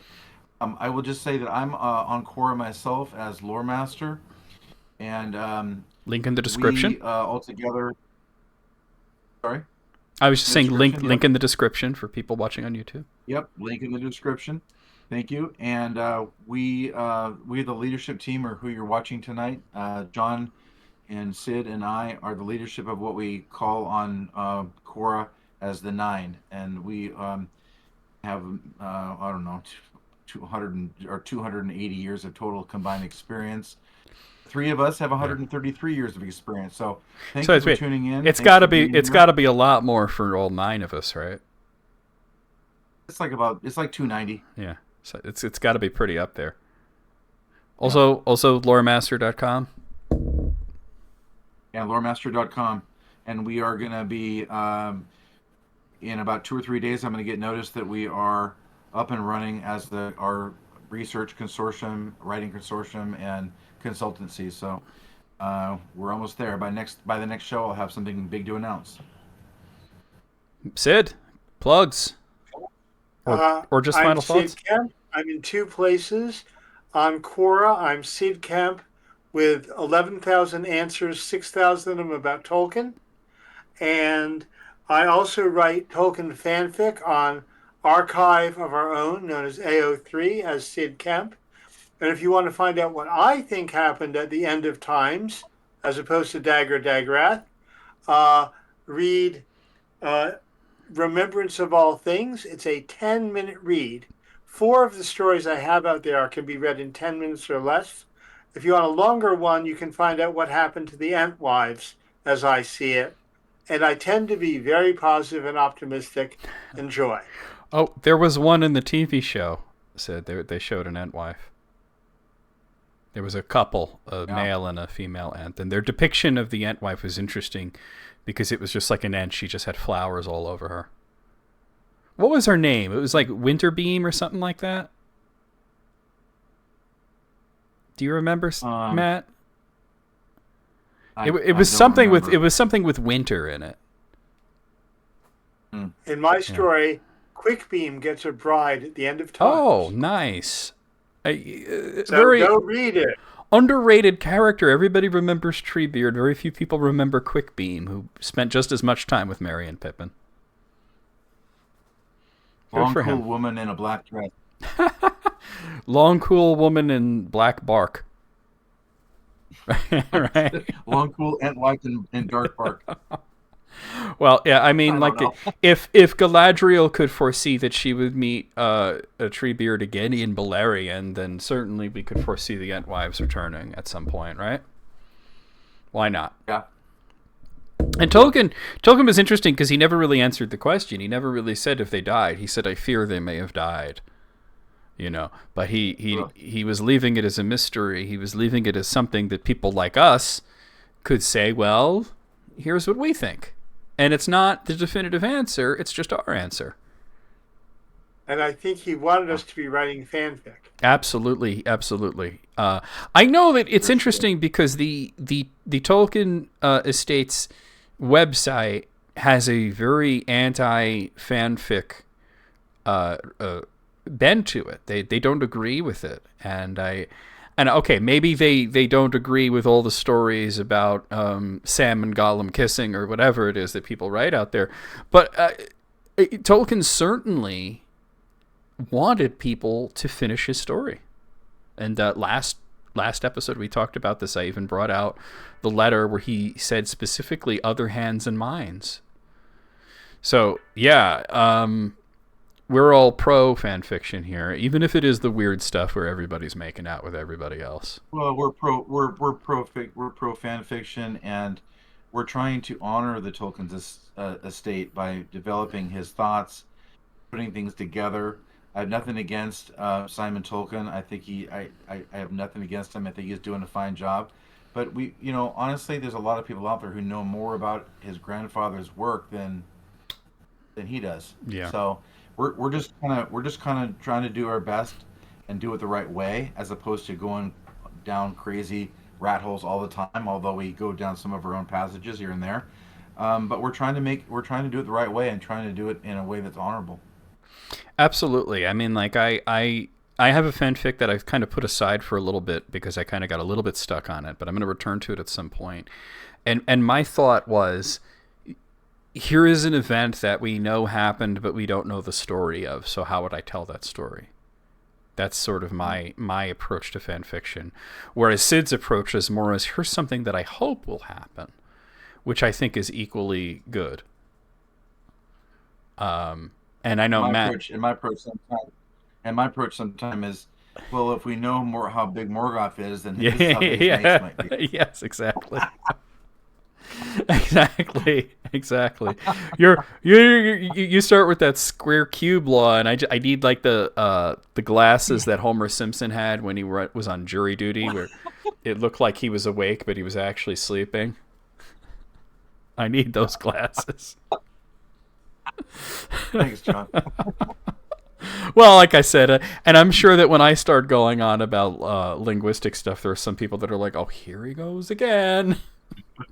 I've only done that a couple times, John. We're actually done, Sid. We're gonna end the stream here, guys. I'm gonna just very quickly. I'm not gonna go through all the different scenes and everything, but let me just go over to the Grey Havens here. And very briefly let you guys know what the streaming schedule is for the next month or so. Tomorrow we'll be finishing Super Mario RPG. That's tomorrow afternoon on Twitch. Saturday night, more of Xenoblade Chronicles 2. Sunday night, we're going to have Castlevania Judgment. Monday afternoon, more of Capcom vs. SNK 2. Tuesday night, we'll finish up Guacamelee 2. Probably start that Adventures of Poppy game. And then Wednesday, Elder Scrolls 4 Oblivion. Thursday, a week from today... am I reading Fellowship of the Ring? No, I think we're going to play more X-Men Legends. We'll do Fellowship of the Ring the next week after that. So anyway, guys, Sid's already gone. He had to go. He has a meeting at 10, so that actually makes perfect sense. Let's find who we're going to raid on Twitch. Go over and do a raid. One of my mods, by the way, said this is a no Rolling Stones zone, and then hammered in a sign. I just want to let you know that, Matt, since I thought you might find that funny. Should I raid? Oh, let's raid Captain Retro. He's playing Resident Evil 2. Let's do that. He's a fun guy. He's got that rap song that plays whenever somebody raids him, where it's about bacon. That's the craziest thing. So I'm going to put in the raid command here. Nice crispy bacon, Mr. Frodo. That's going to be my raid call. Okay. I actually just I typed his name.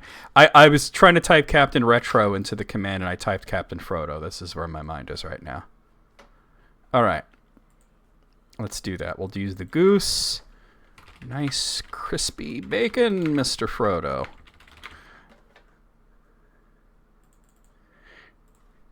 It was such a bizarre scene in the movie. He's put out the fire, and in the book, Aragorn was telling them, light more fires. All right, guys, there's your raid command. If you're in the chat, copy that, paste it as we head into Captain Retro Stream. I will see you guys tomorrow for Mario RPG. For those of you joining for Tolkien streams in 2 weeks, I'll be continuing along with the Fellowship of the Ring. I'll see you guys then. Oh, the raid already went through?